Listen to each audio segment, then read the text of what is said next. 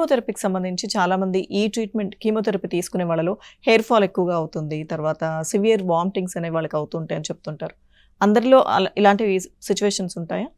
Chemotherapy వల్ల side effects వస్తాయనేది common, అది నిజమే. కాకపోతే ఇప్పుడు 100 మంది కీమోథెరపీ తీసుకున్నారనుకోండి, ఒక 20-30% పేషెంట్స్కి కామన్గా సైడ్ ఎఫెక్ట్స్ వస్తాయి.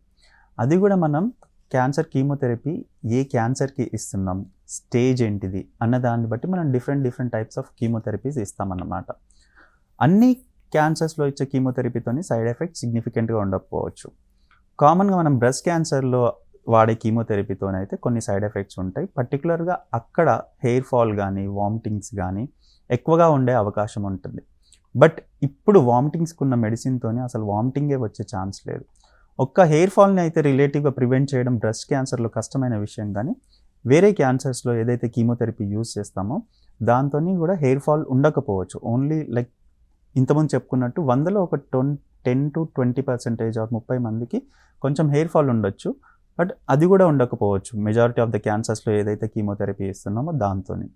క్యాన్సర్కి సంబంధించి స్టేజ్ని బట్టి అంటారా, లేకపోతే ఇప్పుడున్న అడ్వాన్స్ ట్రీట్మెంట్స్ అంటారా? ఇప్పుడున్న అడ్వాన్స్ ట్రీట్మెంట్స్ ఒకటి, అండ్ సెకండ్ వచ్చేవరకు ఏ కీమోథెరపీ ఇస్తున్నామో దాని మీద డిపెండ్ అయ్యి ఉంటుందన్నమాట.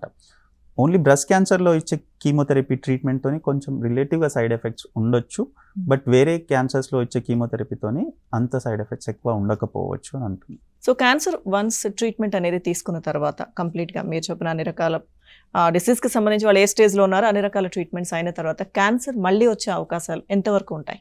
అంటే కంప్లీట్గా క్యూర్ అయిపోతుందా అన్న దానికి ఇది ఆన్సర్ సేమే. సో స్టేజ్ 1లో వచ్చేవారికి మనకి 90% క్యాన్సర్ మళ్ళీ రాకపోవచ్చు. అంటే ఓన్లీ 5-10% మళ్ళీ వచ్చే ఛాన్స్ ఉంటుంది అన్నప్పుడు. అప్పుడప్పుడు ఏంటంటే ఎర్లీ స్టేజ్లో డయాగ్నోసిస్ చేసిన క్యాన్సర్ లక్షణాలు కొంచెం అది హై గ్రేడ్ ఉండొచ్చు, లేకుంటే దాంట్లో మ్యూటేషన్స్ రావచ్చు. అలా అవ్వడం వల్ల క్యాన్సర్ మళ్ళీ వచ్చే ఛాన్స్ ఉంటుందన్నమాట.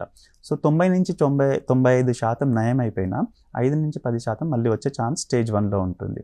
అదే స్టేజ్ 2లో అనుకోండి 20% మాత్రమే మళ్ళీ క్యాన్సర్ వచ్చే ఛాన్స్ ఉంటుంది స్టేజ్ 2లో, 20-25% అనుకుందాం. ఓకేనా. స్టేజ్ 3లో వచ్చేవారికి కొంచెం అది పెరుగుతుంది, మళ్ళీ 50-60% క్యాన్సర్ రాకపోవచ్చు, 40-50% రిస్క్ ఉండొచ్చు అన్నమాట. అండ్ స్టేజ్ 4లో మోస్ట్లీ కంప్లీట్గా క్యూర్ అవ్వడం పాసిబుల్ కాదు, బట్ ఇప్పుడున్న అడ్వాన్స్ ట్రీట్మెంట్స్తోనే 15-20% of the times cancer cure అయిపోయే ఛాన్స్ ఉంది. క్యాన్సర్కి సంబంధించి చాలా టైప్స్ ఉన్నాయి క్యాన్సర్లో. బ్రెస్ట్ క్యాన్సర్ ఒకటి కానీ సర్వైకల్ క్యాన్సర్ ఏవో చెప్తుంటారు. సో ఇన్ని రకాల క్యాన్సర్లు లైఫ్ రిస్క్ అనేది కొంత తక్కువగా ఉండే ఏమైనా ఉన్నాయా క్యాన్సర్కి సంబంధించి? అడ్వాన్స్ ట్రీట్మెంట్స్ ఉన్నాయంటే బ్రెస్ట్ క్యాన్సర్కి, లంగ్ క్యాన్సర్కి చాలా క్యాన్సర్ ట్రీట్మెంట్ అడ్వాన్సెస్ వచ్చినాయి. ఇవి కంప్లీట్గా మనం క్యూర్ చేయవచ్చు. కాకపోతే మనం ఎప్పుడు డయాగ్నోస్ చేస్తున్నాం, ఏ స్టేజ్లో డయాగ్నోస్ చేస్తున్నాం అనేది ఇంపార్టెంట్. ఏ క్యాన్సర్కైనా ఏ స్టేజ్లో డయాగ్నోసిస్ చేస్తున్నాం అనేది ఇంపార్టెంట్. అందుకే మెయిన్గా అవగాహన అనేది, అందరికీ క్యాన్సర్ అవేర్నెస్ అనేది ఇంపార్టెంట్, అండ్ స్క్రీనింగ్ అనేది ఇంపార్టెంట్.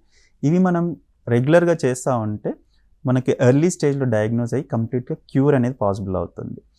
బట్ ఏ స్టేజ్లో డయాగ్నోసిస్ అయినా క్యూర్ అనేది అయితే ఇప్పుడు పాసిబిలిటీ ఉంది. ఓకే.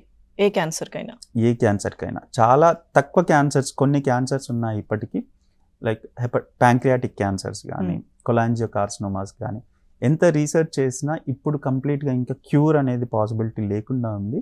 బట్ చాలా క్యాన్సర్స్ ట్రీట్మెంట్, మల్టీమోడాలిటీ ట్రీట్మెంట్ ఇచ్చి కంప్లీట్గా క్యూర్ చేయడం అనేది పాసిబిలిటీ ఉంది.